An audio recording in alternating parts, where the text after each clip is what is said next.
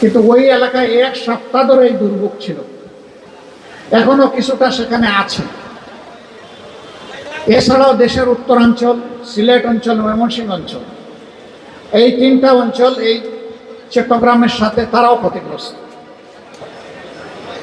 আমরা ক্ষতিগ্রস্ত সকল মানুষের প্রতি সহানুভূতি প্রকাশ করছি এবং আমাদের এই নির্বাচনী এলাকার যারাই কষ্ট পেয়েছেন, ক্ষতিগ্রস্ত হয়েছেন, তাদের প্রতিও সহানুভূতি প্রকাশ করছি।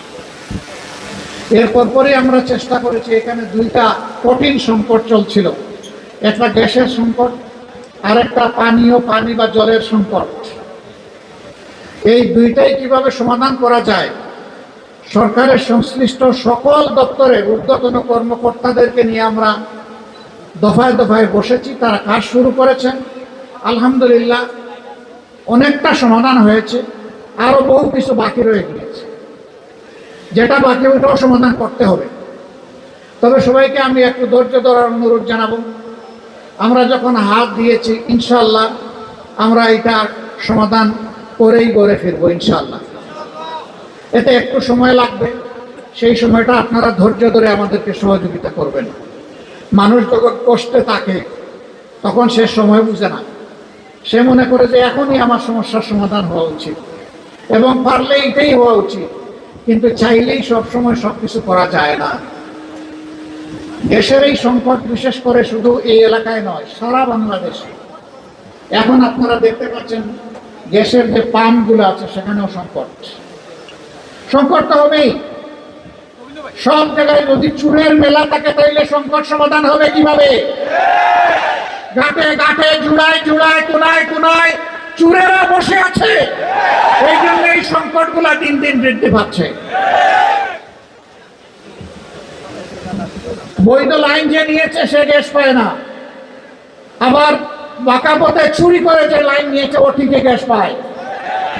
ওখানে গ্যাস যায় কিভাবে? সবাই গ্যাস পাও, আমাদের অসুবিধা নাই। আমরা এটাই চাই, সকল নাগরিকের এটা পাওয়ার অধিকার আছে, কিন্তু সেইটা বৈধভাবে যেতে হবে। সেটা চুরি করে কেন? এই চুরদেরকে সাহায্য করে কারা? কেউ না কেউ এর পিছনে এই চুরদেরকে সহায়তা করে। গডফাদাররা আছে জায়গায় জায়গায়। সম্মানিত ভাইরা, একটুখানি রাস্তা, তারপরে আমাদের হোকার ভাইয়েরা সেখানে দোকান বসে রেখেছে। কেন তাদেরকে এইখানে বসতে হবে? হ্যাঁ, তাদের রুজি রোজগারের অবশ্যই প্রয়োজন আছে, তাদেরকে সম্মানজনক জায়গা তৈরি করে দেয়া হচ্ছে না কেন? চলাচলের রাস্তা কেন তাদের হাতে তুলে দেওয়া হয়েছে? কে তুলে দিয়েছে? দাগ কেটে কেটে কে ওদের কাছে এগুলা বিক্রি করে? আপনারা সব জানেন না এগুলা? অবশ্যই জানেন। এটা নিরসন করার দায়িত্ব সরকারের। আপনাদের হয়ে সংসদের ভিতরে আমরা চিৎকার দিয়ে কথা বলেছি যে এগুলার আমরা সমাধান চাই। সমাধান যাদের হাতে তাদেরকেই সমাধান করতে হবে। তারা যদি সমাধানে হাত দেন, জনগণ আমরা তাদেরকে সহযোগিতা করব ইনশাআল্লাহ।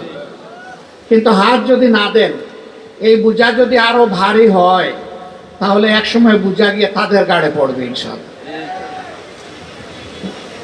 সম্মানিত ভাইয়েরা, আজকের সাবজেক্ট এটি নয়।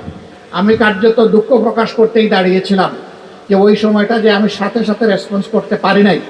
পরে এসেছি, আস্তে আস্তে অনেকটা সমাধান হয়ে গেছে। তারপরে আলহামদুলিল্লাহ ওই পানি চলে গেছে। কিন্তু পানি যে আবার আসবে না তার কোনো গ্যারান্টি আছে? কারণ নদী না, এইখানে নালা নর্দমা যেগুলো আছে, ড্রেন যেগুলো আছে, অবস্থা তো যা ছিল তাই রয়ে গেছে। আমাদের লোকেরা সাময়িক কিছু কাজ করে একটু পরিষ্কার করে দিয়েছে, এটা তো সাময়িক উপশম। এর স্থায়ী সমাধান হতে হবে ইনশাআল্লাহ। আমরা লেগে আছি, আপনারা দোয়া করবেন। আজকের বিষয় হচ্ছে জুলাই 24। জুলাই এসেছিল এই দেশের জনগণকে